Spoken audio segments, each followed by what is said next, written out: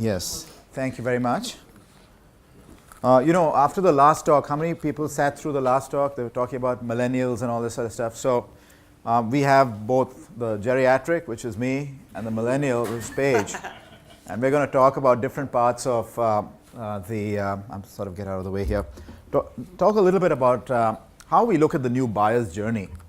And, all of us as marketers have gone through different stages of marketing and different things that have happened during this process. And really we're in this situation of a new buyer's journey. And so we're going to talk a little bit about that and how as marketers we can use technologies and know-how to essentially better and more effectively market during this buyer's journey. So that's the modern marketing. What we're going to go through is a little bit of how things have changed, and then talk about really some of the specific stages that we like to look at. We have a methodology that we use in our company. Just to give you some background, Acton is a marketing automation company. We're about 7 years old, based out of the west coast of the United States in Oregon and California. Have about 3,000 customers. And we really sell to marketers. We don't sell to IT. It's a completely hosted solution aimed at marketers. Typically a marketer can get up and running with an Acton solution within a few weeks. And that includes any know-how they need to know, because we have that. The process is very straightforward and we get you involved. And we'll talk a little bit about that, but this is more about how this all fits in to a marketing playbook effectively. So we'll talk about the different stages of that, and then Paige and I will go back and forth on a few of the things. She's going to talk about all the millennial stuff that makes sense and that she uses. And I'll talk a little bit about some of the more traditional things which you still need to do, because selling is still a pretty traditional thing, and we got to sell, and eventually nothing happens till someone sells something to someone else, right? So let's start with that. We'll just give you a quick view of. So we know about this. All of us know that this world has changed. It used to be, I've been a marketer for over 20 years, and brand building has always been a big part of what marketers do. And at one point, that was all that marketers did.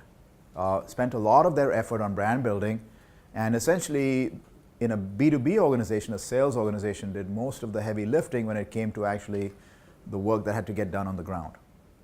Now they'd have some field marketing help and so on and so forth, but essentially, that was still a little once removed, if you can say that. Today, on the other hand, I think as marketers, we can really be very involved in that entire process, and we'll talk about how you can do that. Today's marketers need to be able to talk about how much revenue they're generating, how much revenue and directly generating, how much revenue are they responsible for and are impacting. What is the lead to opportunity to close life cycle look like? Today's marketers need to know all of those things. They need to understand which channels are doing what, how much money they're spending on those channels, and what are the return on investments from those channels, and how many specific opportunities came out of those channels. So the whole world has changed, and we have to adapt. If we go to the next slide, the buyer's journey. Why has marketing suddenly become so much different, and why do we have to do things differently? It's because the buyer's journey has fundamentally changed. All of us know this. This is obvious because we do it in our personal lives as consumers. Very few of us actually go buy a major appliance now without doing a lot of research on it. Very few of us even go to a restaurant and have a nice dinner without actually going and doing some research. And the business-to-business world has evolved in the same way. No buyers and companies now are not spending the time and effort online, doing the research up front, talking to their social media or their networks, getting recommendations before they make a big buying decision. So as marketers, we have to be in that conversation. And the previous speaker talked about social. Social is a very important part of it because it's a big influencer. So in this particular, I've got some stats here. 80%, 78% of people start the buying process on the web. I don't know where those other 20% are, and I don't know who they are. There are very few of them, but they're probably not in this room. A lot of us go to social media. a lot of us go to our contacts to make those decisions. We have to be there. So we'll talk about how we can do that. Let's go to the next slide. And finally, I'll just end with this, and then Paige will start with all the things that she's going to talk about. We really look at this buyer's journey as a 5-stage process as marketers. It starts with the phase of attract. How do you get out and get known? How do you get people to come to you? How do you attract them? Stage 1, right? The next one is, once you attract them, how do you capture them? There's so many marketers that we talk about, companies that we talk to, where they have traffic on their website or traffic on their blogs, traffic on their social media presences, but they don't know exactly what that traffic is doing. They know a little bit about it, but not enough. Capturing is really important. Optimizing, you're spending all this money to attract, how do you optimize and capture people? We'll talk about that. Once that's done, you've got to nurture. Why do you have to nurture? Because people don't make buying decisions up front immediately. They're doing the research. They're spending the time themselves. They're going through that process. You can't just try to sell them something during that period. You have to build up credibility. You have to build up engagement. You've got to interact with them. That's the nurture phase. And that also does something for you. It helps you better qualify those leads. Because during that nurture phase, you will qualify those leads in order to most effectively use your sales organization. And when I talk later on in the second part of this about how we do sales, we'll talk about how that is really important, because salespeople are expensive. And I've never met a salesperson who doesn't want more money. So they're only going to get more expensive, right? So nurture is very important. And then you convert, that sales organization will convert, and this is where marketing and sales alignment comes in really closely. And then finally, as a marketer, this is another very, very important opportunity that we've got here.